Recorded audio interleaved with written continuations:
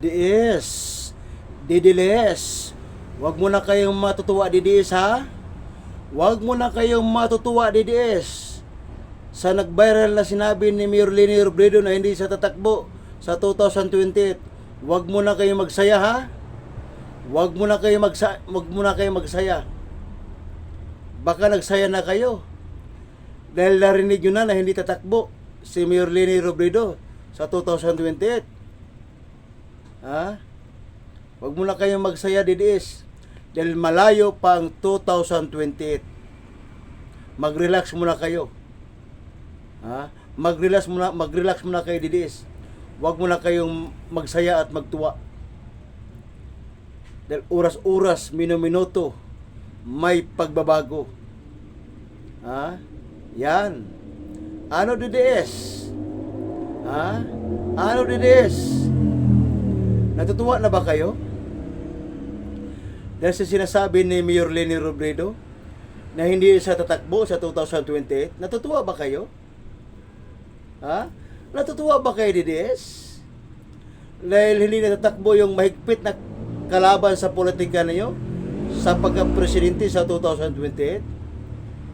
Huwag mo na kayong magsaya, DDS ha? Huwag mo na kayong magsaya. Dahil hindi pa tapos ang laban, DDS. Hindi pa tapos. Yan, taong bayan. Oh, ngayon. Ha? Huwag mo na kayong magsaya, DDS. Huwag mo na kayong magsaya, ha? Huwag mo na kayong magsaya. Yan, taong bayan. Ha? Basta tayong mga nagmamahal kay Leni Robredo, maghintay lang muna tayo, mag-relax muna tayo.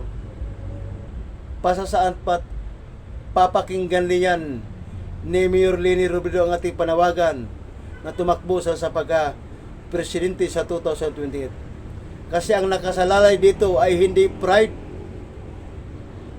Hindi pride ang nakasalalay dito. Ang nakasalalay dito ay bansa natin. Buong bansa ng Pilipinas ang nakasalalay dito. Hindi pride ang nakasalalay dito. Ialam nyo naman, si Mayor Leni Robredo, mahal niya ang bayan natin. Siyempre, pag kinausap niya si Mayor Leni Robredo ng kanyang anak at mga supporter, napabigyan, siyempre pag sinabi ng mga anak ni Mayor, siyempre unang-una yan, makikinig yan si Mayor Leni Robredo sa mga anak niya. Kung anong sasabihin ng anak niya, siyempre makikinig yan si Mayor Leni Robredo. Siyempre doon mo na yan makikinig sa mga anak niya. Siyempre, siguro baka hindi naman siguro mahindihan ng anak niya, ng anak ni Mayor Leni Robredo, kapag ang taong bayan na ang sumisigaw na si Leni ang kailangan. Baka pagbigyan naman siguro tayo ng mga anak ni Mayor Leni Robredo na pahintulutan ng kanilang ina na pumalaot uli sa national election sa 2028. Ha? Kailangan talaga dyan kumbinsihin yung mga anak ni Leni Robredo. Yung mga anak ni Leni Robredo, yun dapat ang kumbinsihin. Siyempre, pagsasabihin ng mga anak ni Mayor Leni Robredo na, ma, sige mapapayag na kami na pumalaot ka sa national election. Oh. Hindi na yan magdadalawang isip si Mayor Leni Robredo. Bagamat maraming nagsasabi na kailangan talaga si Leni Robredo ng bayan natin. Siyempre, ang unang-unang kakampi niya, siyempre yung anak niya, di ba? Di ba tang bayan? Siyempre, yung unang kakampi niya, yung anak niya. Kaya kailangan mo nang ikonsulta muna ni Mayor Leni Robredo sa mga anak niya kung papayag ba ang anak niya. Kasi diyan talaga nakasalalayan sa desisyon ng anak niya. Kailangan talaga ang unang kausapin diyan yung anak ni Leni Robredo, yung mga anak niya. Yung mga anak niya ang dapat unang kausapin yan. Para sigurado makapag-decide. Kasi hindi talaga pwede tanggihan ni Mayor Leni Robredo eh.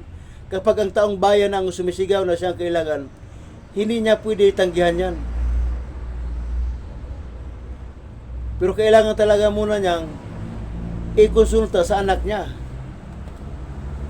Siyempre, sino-sino pa ba ang magtutulungan kundi sila-sila lang din, magnanay, magina, sa oras ng kalamidad. Siyempre, sila-sila pa rin na magtutulungan niya, sila-sila mag-uusap. Kasi maganda naman ang samahan nila mag-inanay. Maganda ang samahan nila mag-ina. Yung mga anak ni Leni Robredo, maganda naman ang samahan nila. Wala naman silang alitan, wala namang awayan, mag-ina, magnanay. Oh. Yan. Yan, maghintay lang tayo. Kung anong desisyon ng mga anak ni Mayor Leni Robredo kung papayagan pang pumalaot ang kanilang ina sa nasyonal. Kung talagang siya ang kailangan, di ba? Kung talagang siya ang kailangan ng bayan, why not? Di ba? Kaya huwag tayong mawalan ng pag-asa. Mga katropa, mga kakampings, mga katropa, mga kakampings, huwag tayong mawalan ng pag-asa. Malayo pa naman ang 2020. Mag-relax muna tayo. Mag-relax muna tayo. Huwag muna tayong mawalan ng pag-asa.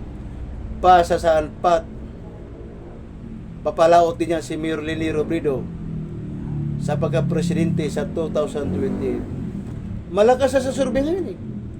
Malakas sa survey, malakas. 21% ang Okta survey. 21% siya. Sa kabila ng 9%, ang laki ng tinalo na 21%. Oh, kaya may pag-asa. Ang kulay rosas ang bukas.